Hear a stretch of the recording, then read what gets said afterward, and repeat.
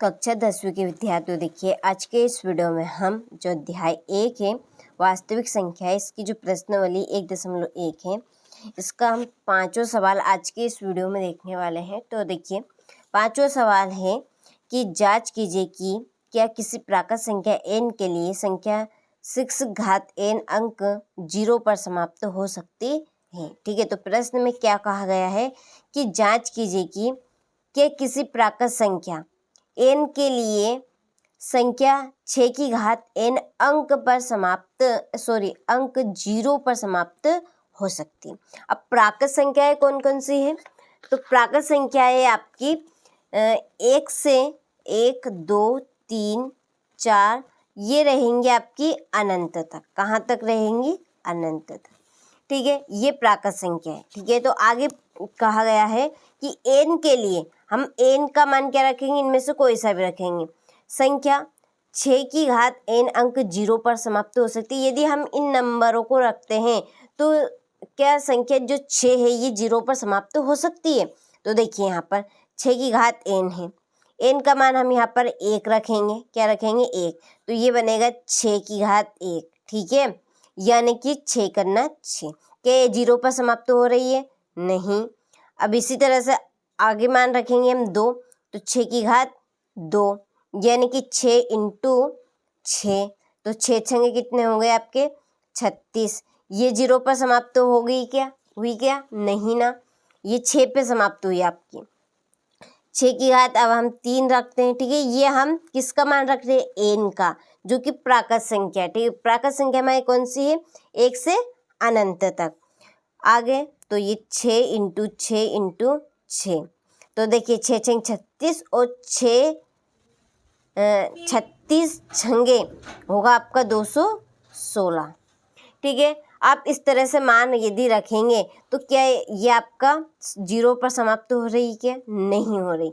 तो यहाँ पर क्या कह रहा है ये कि क्या किसी प्राकृत संख्या n के लिए संख्या 6 की घात n अंक 0 पर समाप्त हो सकती है? तो नहीं हो रही है। अब देखिए जैसे हम यहाँ पर ले रहे हैं 10, ये संख्या है आपकी, तो 10 देखिए आपका 0 पर समाप्त हो रहा है। इसी तरह से आप ले लीजिए 30 भी 0 पर समाप्त हो रही है। ठीक है, इसके बाद में आप ले लीजिए 100, तो ये भी आपकी क्या हो रही है? 0 पर समाप्त हो रही है। अब देखिए यदि आप इनके गुणनफल करेंगे ये इस तरह से हम यहाँ पर कर रहे हैं 10 का, ये हमने 10 का किया। ठीक है, 2 पंजे 10, 5 से 5 करना 5। अब इसी तरह से हम 30 का करेंगे। देखिए 2 से 2 ही करना, 2 2 पंजे 10, ये जाएगा 3 से 3 पंजे 15, ये जाएगा 5 से 5 करना 5। इसी तरह से हम 100 का करके देख लेते हैं। देखिए 100 का ये रहेगा 100 का, 2 से 2 पंज 10 0, फिर 2 से 2 दूने 2 दून 4, 2 पंजे 10, 5 से 5 पच्चम 25, 5 से 5 करना 5।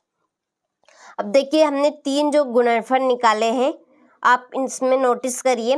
देखिए इसमें तीनों में देखिए 2 भी आ रहा है, 5 भी आ रहा है। इसमें देखिए 2 भी और 5 भी, 2 भी और 5 भी। तो हम जैसे आपकी जो 0 पर समाप्त होने वाली जो संख्या है उनमें आपका 2 और 5 जरूर आएगा।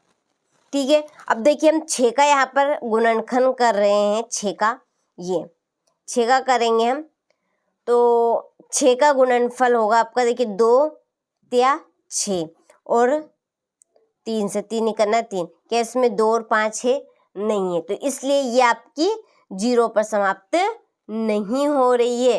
तो जिसके गुणनफल में 2 और 5 आता है वो 0 पर समाप्त होती है। ठीक है, तो आपको समझ में आया होगा। चलिए अब हम सवाल की ओर बढ़ते थे।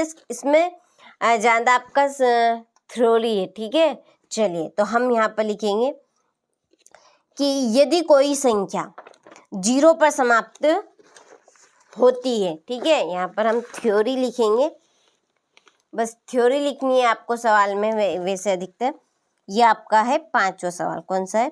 5वां। ठीक है, यदि कोई संख्या यदि कोई संख्या शून्य पर समाप्त होती है, ठीक है, होती है तो उसका गुणनखंड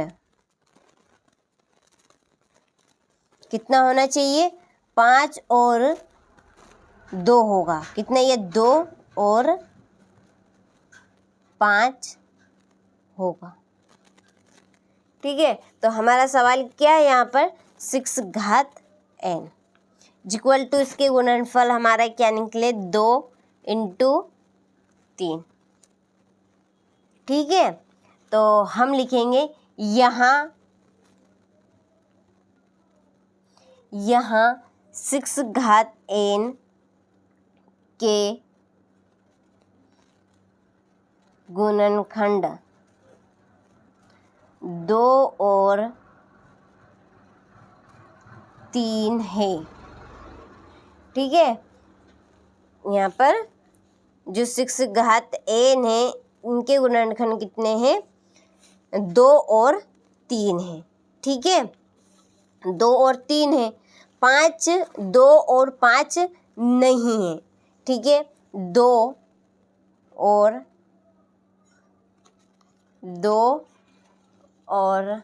5 नहीं, इसलिए